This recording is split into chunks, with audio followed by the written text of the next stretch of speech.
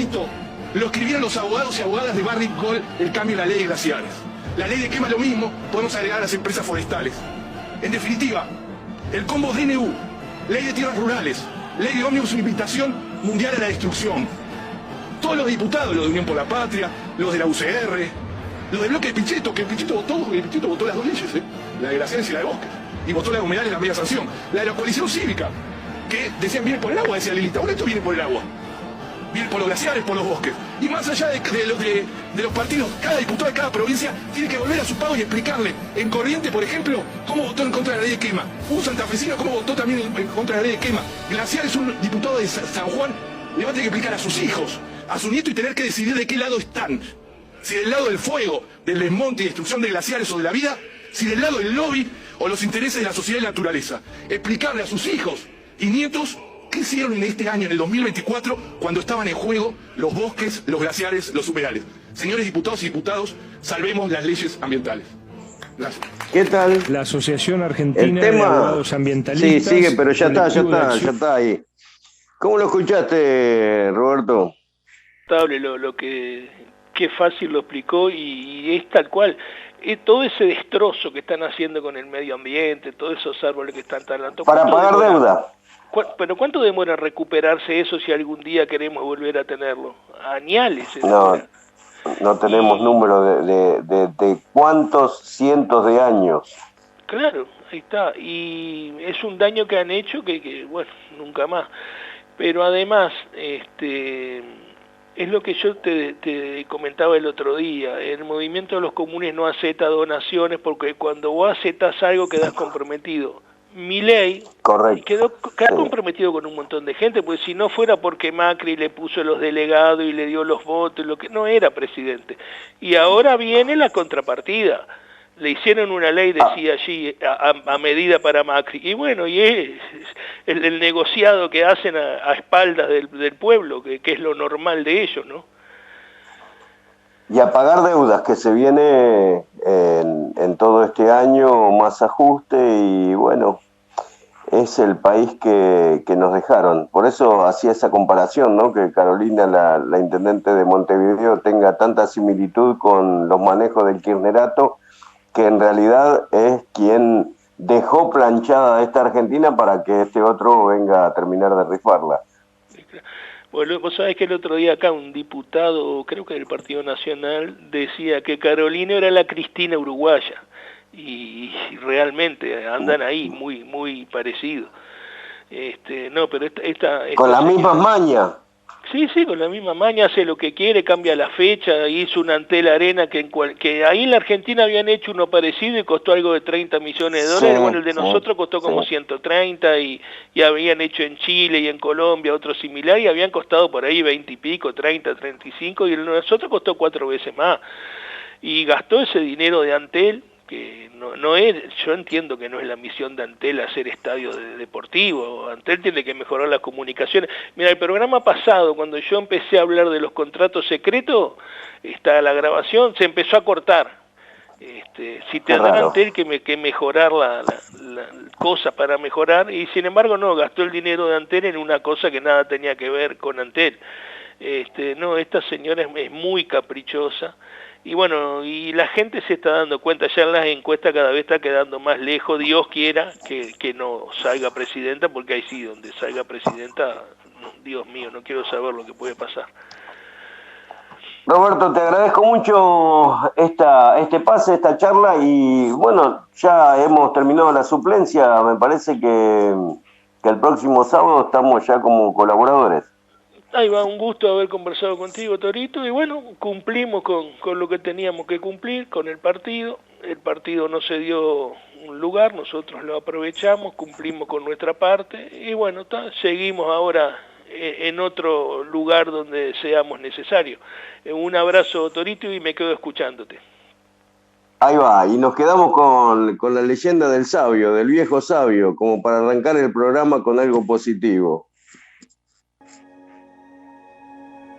Un naturalista europeo llegó a un lejano territorio de Oriente para estudiar las plantas y animales de aquellos rincones. Después de cruzar un precioso bosque de pinos, llegó a un claro donde un anciano miraba plácidamente la tierra plana y sin vida. El viajero dominaba varios idiomas de la zona, así que, tras saludar al viejo, empezaron a charlar en japonés. Es curioso que, en una tierra tan fértil, en este terreno no crezca nada, comentó el naturalista tras sentarse a su lado. Eso no es cierto, dijo el viejo. Yo mismo planté las semillas de lo que será un bosquecillo de bambú. Desde entonces me ocupo de abonar y regar la tierra. Pues aún no ha brotado nada. ¿Cuánto hace que plantó las semillas? 7 años, dijo el anciano. El naturalista miró al anciano con lástima, convencido de que estaba mal de la cabeza. Se despidió con una suave reverencia y prosiguió su camino. Tras 1 mes y medio de exploración, llegó el momento de emprender el viaje de regreso a casa, y lo hizo por los mismos caminos que le habían llevado de forma segura a lo largo de su aventura. Al pasar junto al claro en el bosque antes de los pinares, se sorprendió doblemente. En primer lugar, porque el viejo seguía allí, pero aún más porque en el terreno habían crecido unos bosques de altos y esbeltos bambús que escalaban en dirección al cielo. Pero, dijo el naturalista, esto es magia. ¿Cómo ha sucedido?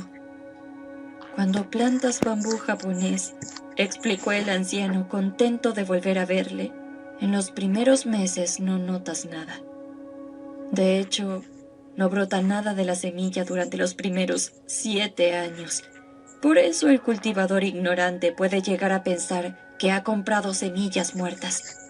Pero entonces, al llegar el 7º año, en solo 6 semanas el bambú sale de la tierra y crece hasta una altura de 30 metros o más. ¿Y solo tarda 6 semanas en crecer?, preguntó el viajero. No, el bambú dedica 7 años a crear secretamente bajo tierra las raíces, que luego le permitirán sostenerse. Cuando ya está preparado, entonces se desarrolla como lo ves ahora.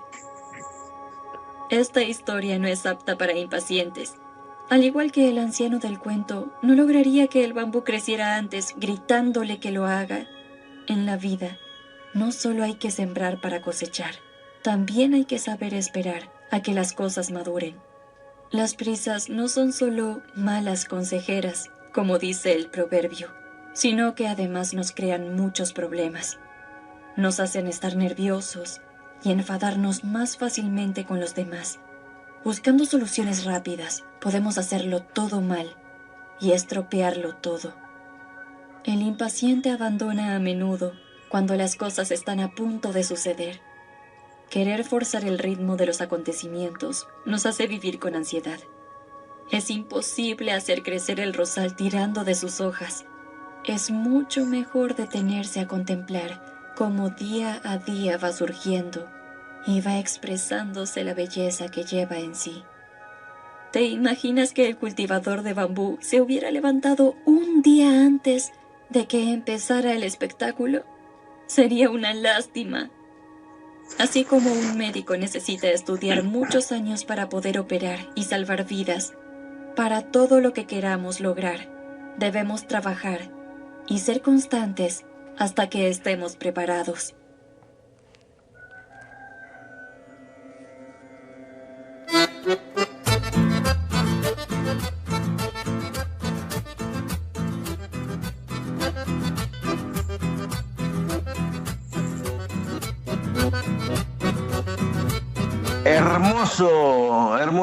Hermoso escucharlo y es muy positivo. Buen día, gente, buen día, uruguayos, ¿cómo les va? Esto es Entre Nosotros, hacemos el pase con Roberto Bassi, seguimos y continuamos en este programa hasta las 8 de la mañana. La temperatura actual es de 18 grados con una humedad del 90%. En Canelones y en Montevideo estamos con un 75% de humedad y un viento de 19 kilómetros hora. Como tomamos como costumbre en el programa de lunes a viernes que hacemos en Peri Radio, que se llama Transitando este Tiempo a las 19 horas hasta las 21 horas, como costumbre es leer en el inicio del programa algo que es tan importante, ¿no? Que está en la sesión 2 de los derechos, deberes y garantías, en el capítulo 2, el artículo 47 de la Constitución Nacional Uruguaya. La protección del medio ambiente es de interés general. Las personas deberán abstenerse de cualquier acto que cause depredación, destrucción o contaminación graves al medio ambiente. La ley reglamentará esta disposición y no podrá prever sanciones para los transgresores. Esto, en realidad, en la lectura tuvo un error.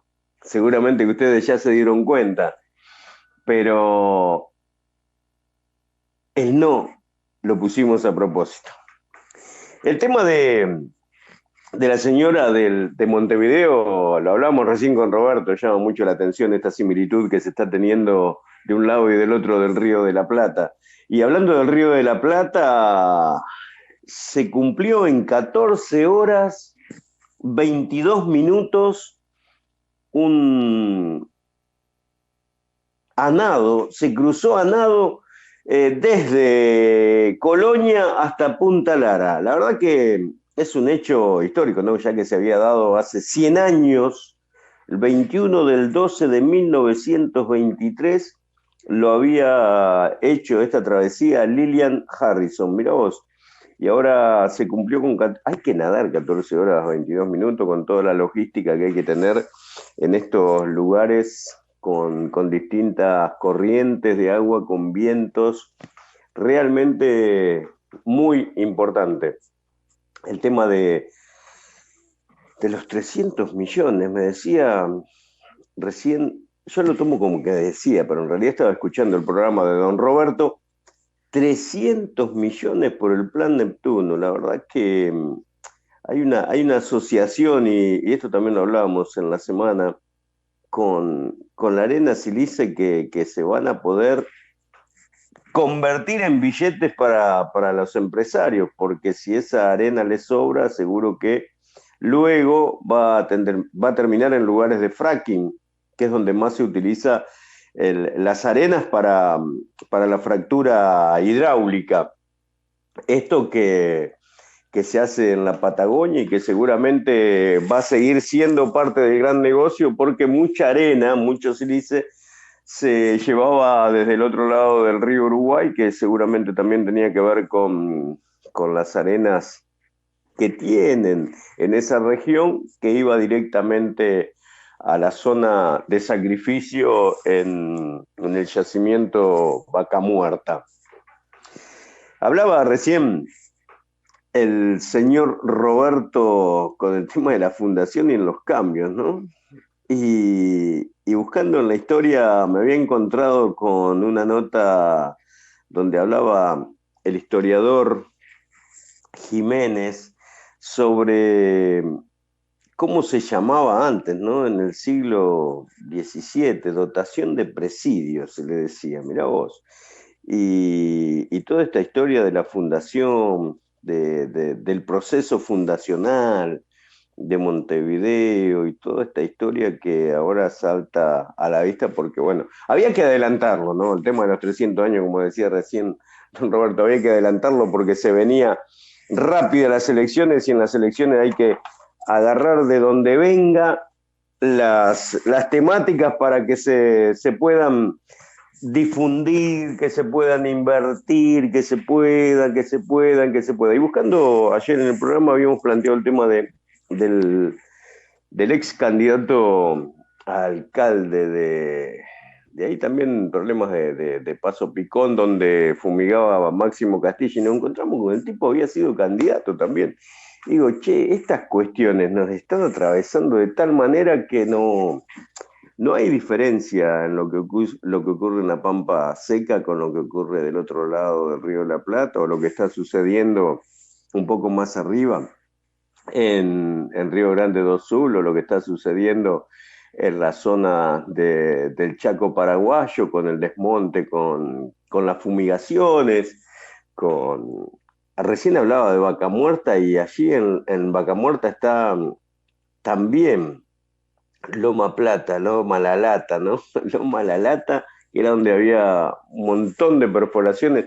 Y cuando me fui para el Chaco paraguayo con el tema de las fumigaciones y para investigar sobre todo lo que tenía que ver con este cambio de uso de suelos, donde se hacía mucha ganadería y se terminó haciendo monocultivo de soja, y se llama Loma Plata el lugar, y que es un lugar interesante para un estudio sociológico, ¿no? Más que nada, donde se hizo el cambio de uso de suelo, donde las tierras le fueron directamente apropiadas a algunos pueblos guaraníes y que se instalaron los menonitas con una gran cooperativa que hace las veces de Estado en ese lugar y donde la pobreza en la periferia es impresionante, pero también los abusos de parte de un sector al otro, ¿no? El sector sojero que abusa del sector empobrecido y expulsado de la zona. Por eso hoy recordaba, y le voy a pedir a don Ramón que nos apunte allí los minutos que habíamos recortado de Paso Picón, de Adriana, una nota que hice allá por el año 2014 en la zona de Paso Picón, donde se estaban dando muchas denuncias, puntualmente contra un médico, y ese médico tiene nombre y apellido. Médico se llama Máximo Castilla, que habíamos encontrado también que había un informe allá por el año 2016 que el Colegio de Médicos lo había sancionado con 3 meses por los desastres que estaba haciendo en esa zona y por sus dichos, ¿no? Esos dichos que había tenido en contra de todos los vecinos y en contra de la ciudad. Creo que es válido recordar estas historias para que se mantengan en la memoria de la gente de Canelones, por ejemplo, la gente de distintos lugares, porque si olvidamos a estos personajes que se les hace multas millonarias, por ejemplo, en La Brecha había salido una publicación sobre el $1.000.000 que debía al Estado por las multas que se le habían impuesto, y evidentemente que más caras son las multas, más impagables son, ¿no? Entonces, vamos a escuchar a Adriana en esta entrevista recortada que hicimos hace casi 10 años. Uruguay, contame. Adriana, ¿y apellido? Adriana Pascual. Pascual. De Paso Picón, Canelones, a unos 5 kilómetros de la capital departamental. Canelones. Canelones. Hoy recorrimos algunos de los lugares donde vecinos están expuestos a los agroquímicos, ¿no? A los agrotóxicos. Sí. ¿Desde cuándo pasa esto, Adriana? ¿Y qué es lo que se está haciendo? Mira, yo me mudé acá en el 2011 y ya pasaba. Hay un antecedente de denuncias de vecinos contra el mismo productor del año 2009, porque fumigó con avioneta.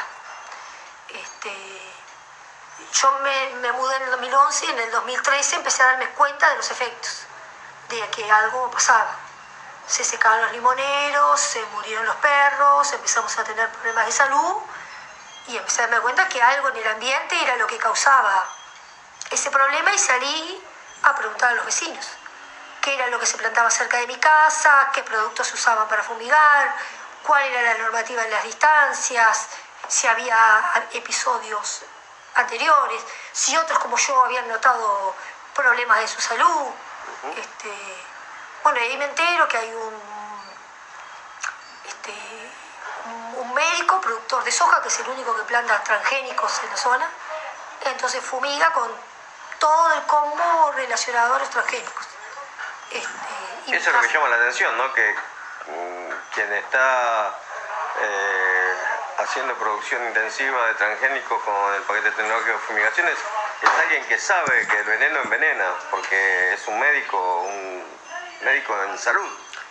Claro, pero él te dice que lo que hace él es curar y que lo que él usa son remedios, que usa los mismos remedios que usa cualquier otro productor. Entonces está sembrando soja enferma, si la está curando. Y si la tiene, sí. ¿No? O remedios que curarán a la soja y nos enfermarán a los que no somos Transgénico. Transgénico. Bueno, y esto empezó en el 2009. Eso, la primera denuncia en el 2009, pero quedó todo archivado porque él dijo que no era dueño de la avioneta. Nosotros la denuncia, los vecinos, las empezamos en el 2013. Ajá. Yo digo, 2 años de yo haberme mudado acá. Denuncias ante Salud Pública, ante el Ministerio de Ganadería, Agricultura y Pesca, el Ministerio de Medio Ambiente, ante la Intendencia de Canelones y por último la Institución Nacional de Derechos Humanos, que sí que confirmó que el Estado había sido omiso o negligente en proteger nuestros derechos a la vida y a un ambiente sano, a no haber tomado las medidas de tiempo y forma que permitieran preservar y proteger nuestra salud. Sin embargo, eso como es una resolución y no es vinculante, tuvo ciertos efectos porque la Intendencia ahora sacó una resolución, que es un decreto departamental aprobado por la Junta Departamental de Canelones, que dice que él debe respetar 300 metros del poblado de Paso Picón. Ahí se tomó como criterio estos padrones que son pequeños, que son los que están poblados, que tienen menos de 3 hectáreas. Bueno, él de cada uno de esos padrones que están marcados y delimitados, él debe respetar 300 metros. ¿Lo respetó? No. No. No lo respetó, fue notificado, a pesar de haber sido notificado, volvió a respetar y volvió a fumigar. La Intendencia de Canelones presentó una denuncia penal por incumplimiento. Él igual, después de haber presentado la denuncia, volvió a fumigar otra vez. La Intendencia de Canelones amplió la denuncia penal. Esto salió en la prensa.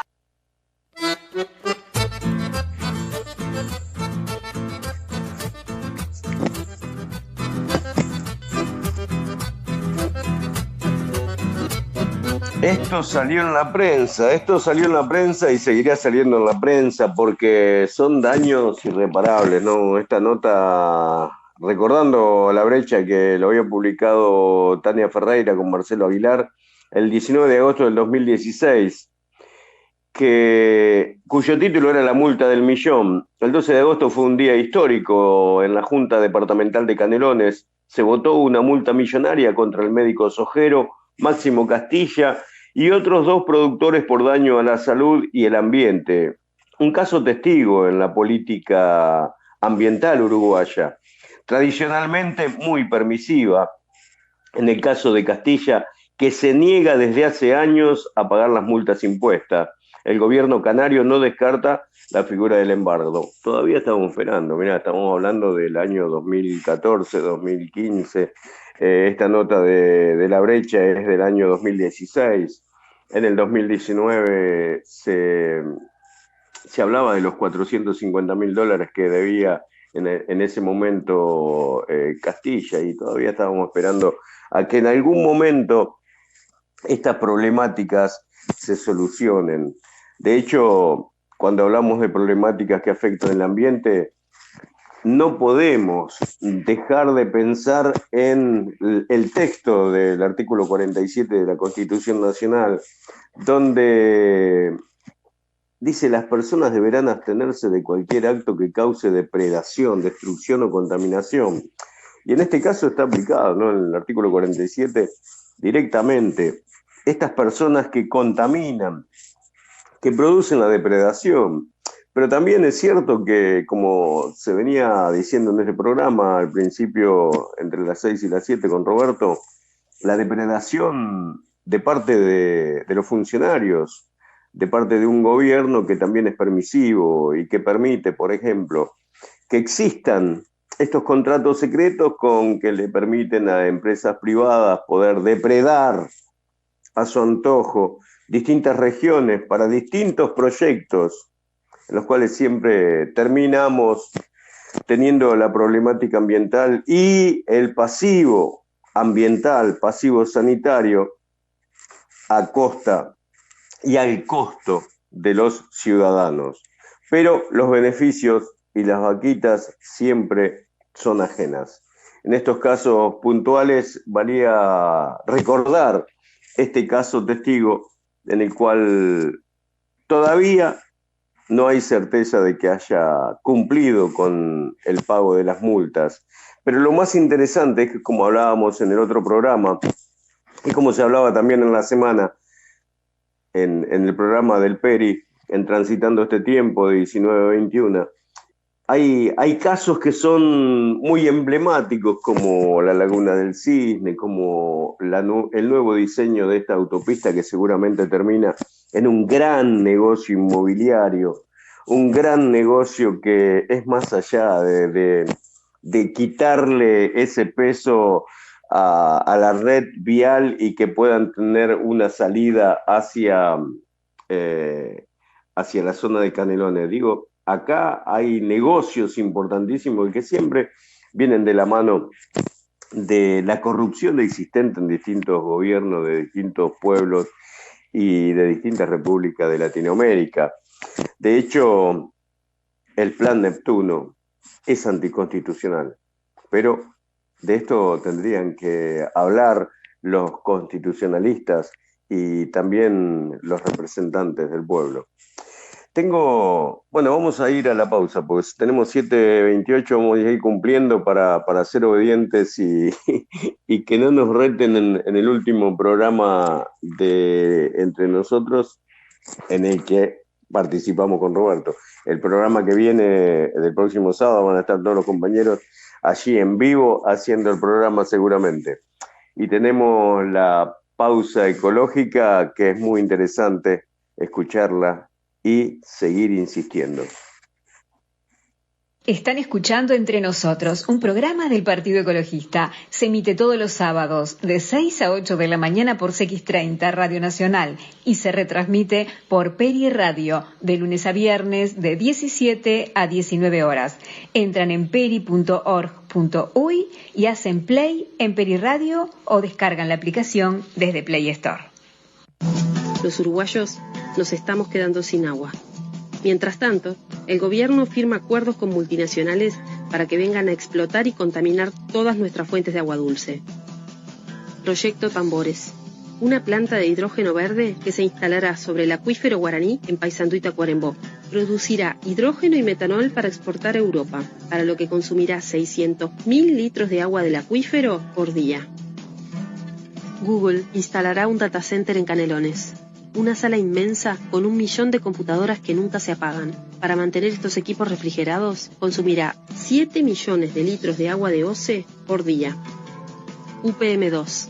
Para producir celulosa, consume 136 millones de litros de agua del Río Negro por día y vierte 107 millones de litros de agua contaminada al mismo río, que luego desemboca en el río Uruguay, ya afectado por las otras pasteras, UPM1 y Montes del Plata, para luego finalizar en las aguas del Río de la Plata. Y para los uruguayos, ¿qué agua nos queda? La del Proyecto Neptuno, un plan multimillonario en el que un consorcio de empresas privadas producirá nuestra agua potable tomándola desde el Río de la Plata. Todos estos contratos fueron firmados en secreto, sin control parlamentario, sin control institucional o ciudadano. Hay que terminar con los contratos secretos. Firmá para habilitar el plebiscito que nos permitirá eliminar los contratos firmados en secreto y renegociar lo más conveniente para nuestro país. El poder está en vos. Movimiento Uruguay Soberano. Le recordamos a la audiencia que estamos juntando firmas para los plebiscitos, para eliminar la SAFAP, contra la usura por una deuda justa, contra las monedas digitales, para que los contratos secretos dejen de serlo. Pueden pasar a firmar por el local del Peri, Eduardo Acevedo 1466, frente a la universidad. Teléfono de contacto 2401-3746. 5G, no gracias. La instalación de 5G implica mayor cantidad de antenas transmisores y receptoras, mayor cantidad de dispositivos para Internet de las cosas y mayor cantidad de satélites, pero también aumenta significativamente la acumulativa exposición a radiofrecuencias, radiación electromagnética artificial. Uruguay tiene 6 antenas funcionando, pero está instalando 300 sin ningún estudio de salud pública ni medioambiental. No hay pruebas epidemiológicas para 5G, no hay seguros de salud, ni hay medicinas para los daños que produce esta irradiación. Para que no se diga que no se dijo, si construyen una megaplanta de pasta de celulosa a orillas del Río Negro y Ruta 5, van a terminar de envenenar el río. Primero, estaría ubicado aguas abajo y aguas arriba de los lagos de agua casi estancada de 3 represas. Segundo, el Río Negro ya tiene un alto grado de contaminación de nitrógeno y fósforo que produce a menudo floraciones de cianobacterias. Tercero, las megapasteras vuelcan importantes cantidades de contaminantes orgánicos y otros con temperaturas muy superiores a las del río. Cuarto, el Río Negro tiene un caudal 10 veces menor al río Uruguay. ¿Megaplantas de pastas de celulosa a orillas del Río Negro? No, gracias. ¿Transgénicos?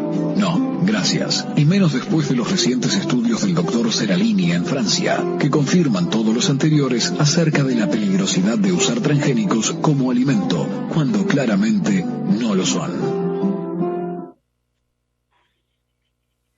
Hoy la pelea que doy es quererme más.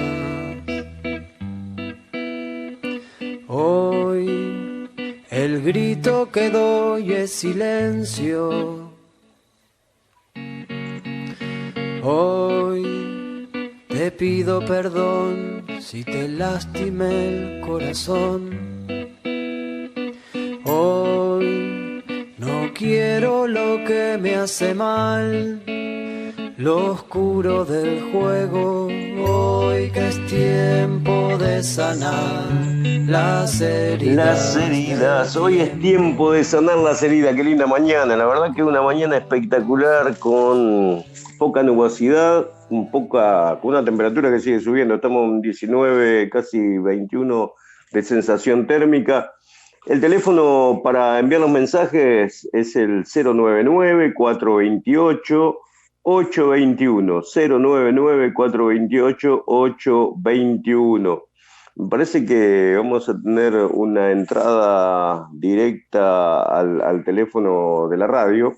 Cuando tenga Ramón me lo pasa, que teníamos ahí un amigo que quería intervenir en estos minutos que nos quedan, media hora como para ir terminando el programa, aunque todavía falta en estos temas de cultivar nuestros propios alimentos. Esto es lo más importante que nos puede estar sucediendo en los últimos tiempos. Lo más importante. Creo que también en estos últimos tiempos, más allá de las denuncias que se hicieron, ha habido un cambio muy importante que se va dando lentamente y que siempre obedece a la cantidad de vecinos afectados que ponen el derecho a la salud y a la vida por delante de los negocios y de la renta. Pero bueno, a quien tenemos que saludar es al señor Bassano y la familia de la Ruta 81, que seguro nos están escuchando y que estuvo saliendo. Ayer lo teníamos a las 19, estuvimos hablando con César Vega, que había hecho una recorrida por allí y le habían entregado una buena partida para hacer semillas de ajo. Así que a los Bassano un fuerte abrazo y un saludo, siempre desde la gente que viene haciendo, siempre de la gente que viene haciendo. Contaba César el laburo que vienen haciendo en esa chacra, y ojalá que podamos recorrerla en algún otro momento cuando andemos visitando esa región. El tema más importante de los últimos tiempos para la humanidad es seguir produciendo sus propios alimentos. No es posible que los liceos todavía no tengan como obligación un día, aunque sea para tener sus propias huertas. Les contaba en el programa de la semana que en la Argentina hay una ley, que es la Ley Federal de Huertas Escolares, pero no se aplica. Entonces, tenemos que tener leyes que se apliquen y en este contexto encontrar gente que se ocupe y las impulse. Qué importante para nuestros jóvenes si en cada pueblo, en cada región, en cada escuela, liceos, en los barrios, se siga fomentando la huerta, algo que nuestros abuelos, nuestros tatarabuelos utilizaron para que sea el sostén de la economía familiar. Y hoy prácticamente no lo tenemos. Bueno, no importa. Acá me dice Ramón que no lo estaba atendiendo, pero le íbamos a pedir que nos dé unos minutos a don César y que nos cuente de cómo había sido el recorrido por allá por la chacra de Bassano. Si está escuchando, que nos pegue un timbrazo a Radio Nacional, es X30. Total, tenemos un tiempo importante como para desarrollarlo. Lo bueno de este discurso del abogado que estaba hablando cuando hicimos el pase con Roberto, es el Quique, le decimos, de este lado del Río de la Plata, el Quique Viale, con quien en el año 2014 compartimos una charla justo en el puente donde se había realizado en algún momento la protesta donde mataron a Fuente Alba, ¿no? En el puente, ese puente emblemático en Neuquén, que divide, Neuquén de Río Negro, ¿no? El puente Cipolletti. Ahí hemos charlado con Quique Viale y después también participó de un programa de CQC donde intervenía en el tema de los agrotóxicos por el año 2013, cuando Gonzalito había llegado a nuestra aldea, a nuestro pueblo, y se planteaba la problemática. Estas cosas que de alguna manera nos tienen enganchados entre Uruguay, Argentina y Paraguay. Hago esa trilogía. Muchas veces dejo la zona de Brasil, aunque Brasil es lo mismo, ¿no? El sur de Brasil y el norte de Argentina y el este del Uruguay, más o menos convivimos con las mismas costumbres y las raíces más o menos son las mismas. Nos queda un audio muy interesante que tenía que ver con algo de la historia,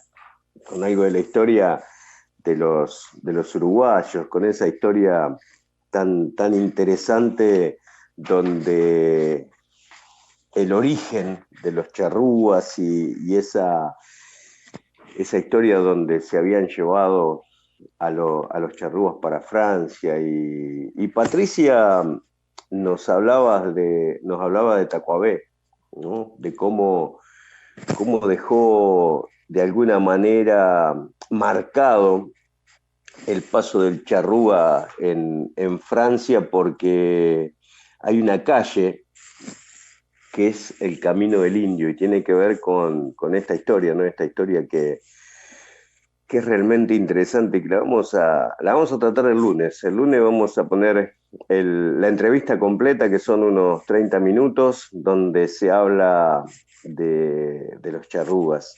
Y ahora vamos a escucharla a Patricia hablando de Tacuabé, cuando había hecho un instrumento musical con su arco. Como de mucha dulzura. Otra cosa muy tierna de Tacuabé, que para mí es como lo que quiero recordar, así es como lo que me ayuda a que no sea solo dolor, digamos, esto que nos dejan estos abuelos, ¿no? Tacuabé tenía un arco, él era arquero, disparaba con el arco. Y al arco, cuando se lo llevan a Francia, él se lleva el arco y convierte el arco en un instrumento musical. Se ponía el arco en la boca. En casa yo tengo un arco.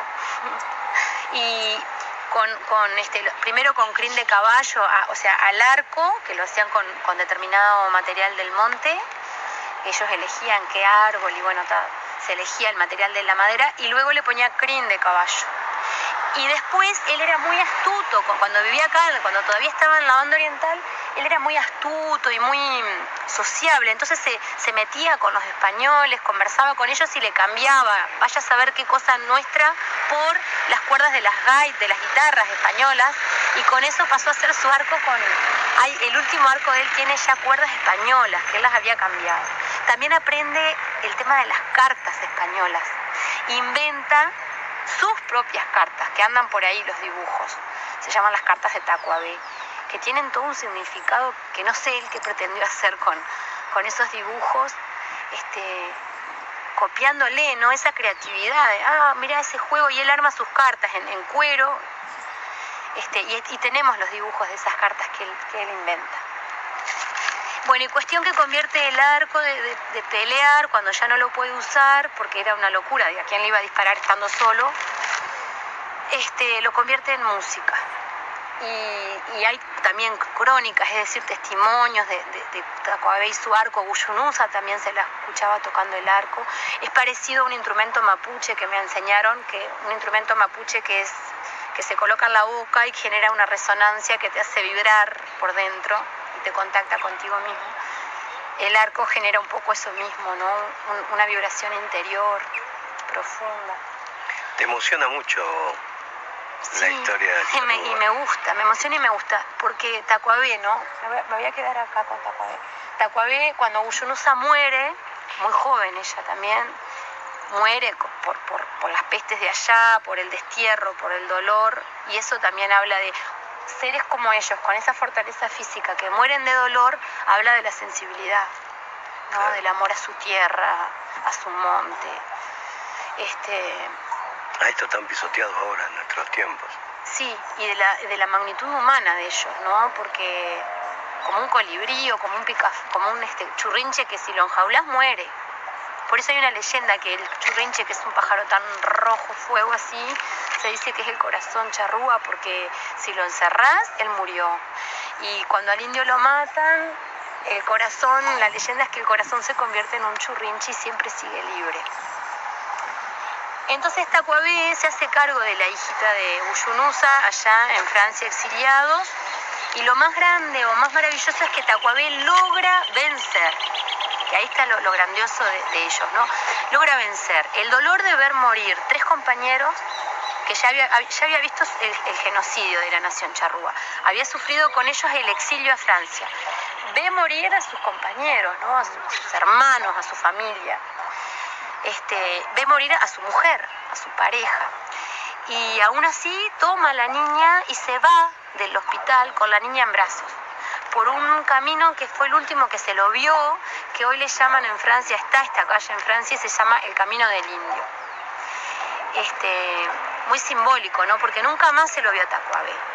Entonces yo siento que él pudo vencer, ¿no? Pudo vencer el genocidio de su nación, el exilio forzado, la muerte de los pocos que quedaron con él, y aún así, vencer la muerte en su máxima dimensión, ¿no? Y aún así correr hacia la vida.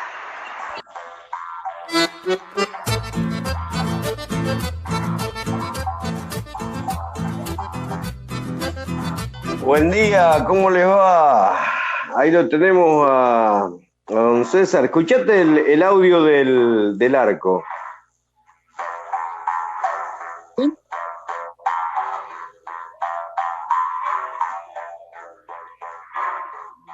Ese es el sonido del arco de la música charrúa. Buen día, ¿cómo le va? Buen día para todos, buen día Ramón, buen día para todos. Sí, Así que anduvo visitando la chacra del amigo Bassano. Sí, por suerte tuve el gusto de conocerlo a él y a la familia. Muy bien la mamá, con 80 y pico, pero nadie se los da porque está haciendo una vida natural muy linda. Y un invernaderito lleno de tuna. Y no sé si les debía esa visita, pero en realidad también él me había comentado que tenía unos ajos de varias generaciones, que yo lo vi en video y estaba muy bueno. Ahora mismo lo estoy viendo porque estoy acá en el campo, estoy en un galpón. Y está ahí, son productores orgánicos, fundamentalistas. Me traje unos 3 cajones de cebolla y unos 5 cautiaces que todavía él tenía. Bueno, ¿cómo andás vos? Bueno, muchas gracias por la suplencia. Ya saludé a Ramón. Y lógicamente que para nosotros era mucho más importante que salieran programas en vivo. Seguro que, perdona, a Roberto, lo saludé, seguro que Ramón está sintiendo con su cabeza de que cuando uno mismo da la hora, ya cambian los programas de radio, ¿no? Y sí, porque el oyente de radio más o menos es como tener un reloj ahí cuando se le decía la temperatura actual y la hora es interesante. Pero bueno, seguramente que los próximos programas van a madrugar los compañeros y por ahí lo vamos a escuchar.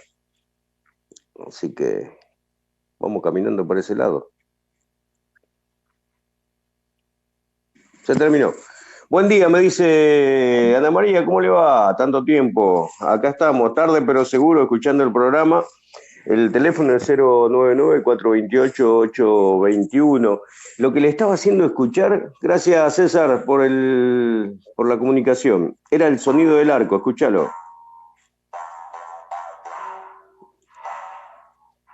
Ese es el sonido del arco que en algún momento, en ese momento de la historia, ¿no? El charrúa Tacuabé, que interpretó este instrumento en París, en Francia, allá por 1833, cuando fue trasladado junto a otros 3 indígenas para ser exhibido como rareza. Rareza. Es increíble, ¿no? El instrumento, lo termino este tema, estaba construido con una rama de árbol con hendidura en sus extremos, donde se sujetaba a una única cuerda hecha con fibras vegetales o de un manojo de crines tensas que se formaban o percutían con otra rama más corta. Uno de los extremos de la rama era colocado en la boca del ejecutante para servir de caja de resonancia.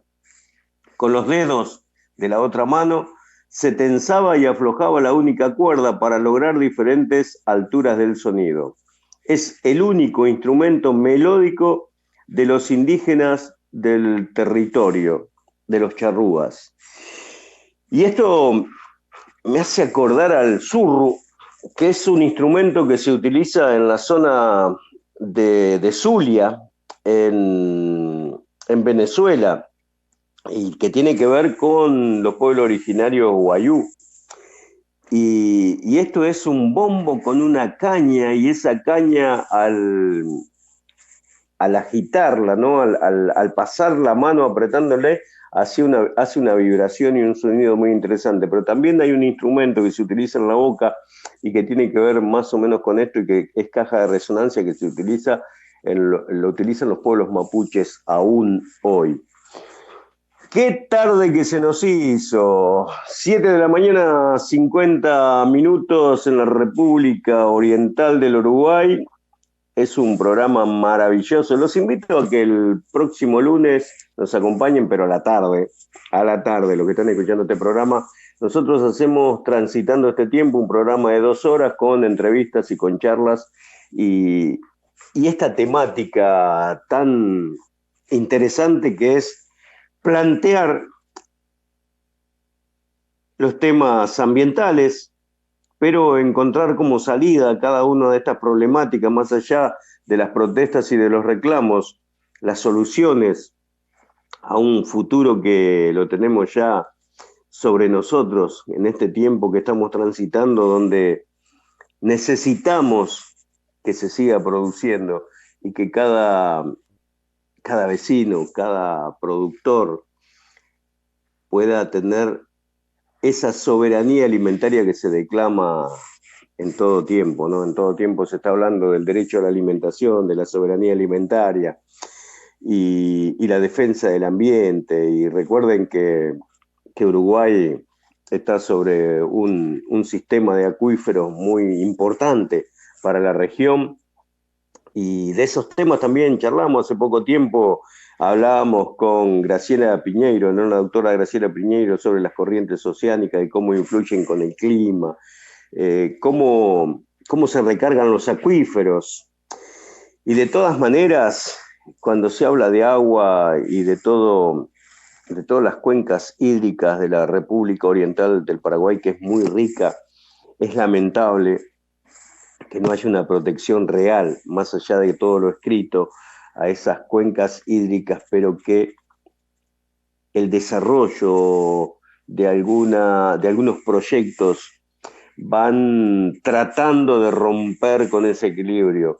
En programas pasados, cuando hablábamos con los vecinos allí de la Laguna del Cisne y del Arroyo Pando, con este proyecto que se hace sí o sí, decía una de las vecinas, doña Cristina, y evidentemente que el Ministerio de Transporte y el gobierno tienen como propuesta seguir planteando este tipo de obras sin tener en cuenta el pasivo ambiental que esto va a dejar en poco tiempo y los problemas sociales que también van acarreados en cada uno de estos proyectos o megaproyectos o proyectos faraónicos que tienen que ver siempre con una montaña de billetes que a veces van en sobre y a veces van directamente a algunas cuentas por afuera.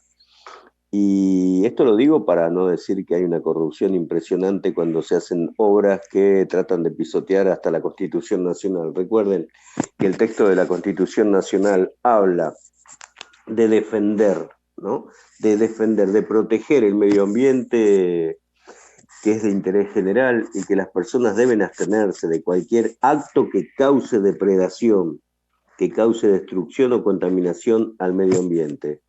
Hay leyes que ya lo reglamentaron, pero evidentemente que aún falta un paso muy importante, que es tener las agencias de controles, y que las agencias de controles sean mixtas, que no tengan nada más que funcionarios políticos que obedecen, que tienen la ley de obediencia debida a su superior, que sería el gobierno nacional, y esas agencias mixtas de control ambiental tengan la participación de legisladores, de organizaciones sociales y de funcionarios.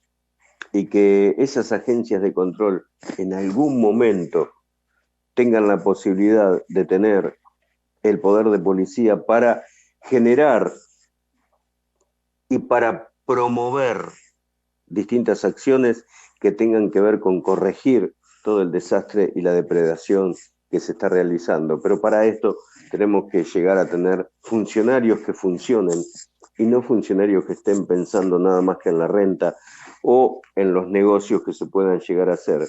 Hoy Roberto temprano hablaba del Plan Neptuno, hablaba de las UPM que tanto daño están haciendo y que al país, bien, gracias. Son negocios privados que en realidad son a partir de regalarle el agua, de darle una zona franca y de que esa zona franca tenga una salida directa a los puertos, como se ha hecho con el ferrocarril central, que no es para los ciudadanos uruguayos, sino nada más que para el ingreso de insumos para la empresa y la salida de las materias primas que seguramente tampoco tienen ningún tipo de control, porque salen y salen, como dicen siempre, salen y salen. Meteme un poquito de Monchito, que ya volvemos.